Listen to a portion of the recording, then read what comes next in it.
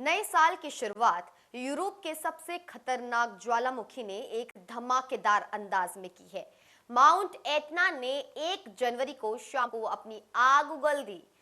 इतालवी द्वीप सिसिली पर स्थित ये ज्वालामुखी हजारों साल पहले से लोगों का डर बना हुआ है, लेकिन इस बार इसके विस्फोट में कुछ दिलचस्प बातें हैं।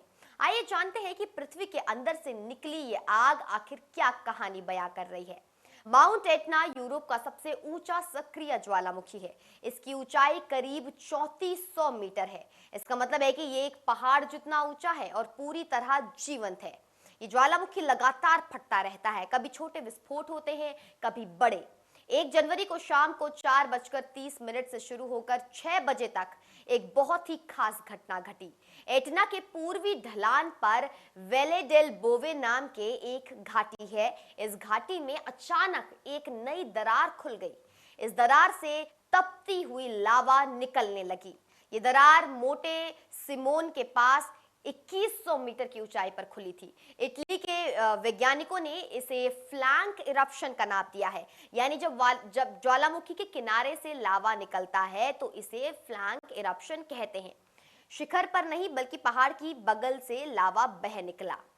ये एक बहुत बहुत महत्वपूर्ण संकेत है कि ज्वालामुखी के अंदर का मैग्मा बहुत सक्रिय हो गया है। लेकिन यहाँ एक दिलचस्प बात है। वेले डेल बोवे एक खाली घाटी है। ये करीब 5 किलोमीटर चौड़ी और 8 किलोमीटर लंबी है। इसकी ऊंची ऊंची दीवारें लावा को शहरों तक पहुंचने नहीं देती। ये घाटी हजारों साल पहले एक भारी भूस्खलन से बनी थी और अब वो एक प्राकृतिक बेसिन की तरह काम कर रही है। लावा इस घाटी में बह गया और शहरों को कोई नुकसान नहीं हुआ।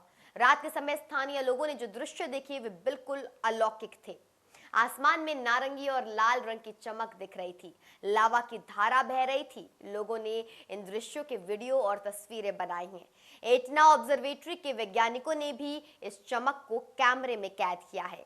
इटली के national institute of geophysics and volcanology के विशेषज्ञों ने कहा है कि ये जगह पहले भी ऐसी गतिविधि देख चुकी है। जून 2022 में भी यहाँ एक समान विस्फोट हुआ था। यानी एटना एक तरह के पैटर्न में विस्फोट कर रहा है।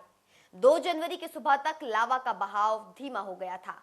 शिखर पर छोटे छोटे विस्फोट जारी हैं और थोड़ी बहुत राख भी निकल रही है। लेकिन 2025 की तुलना में ये विस्फोट बहुत छोटा है। 2025 में माउंट एटना ने कई बड़े विस्फोट किए थे। उन विस्फोटों में लावा और राख कई किलोमीटर ऊंचे उड़ गए थे।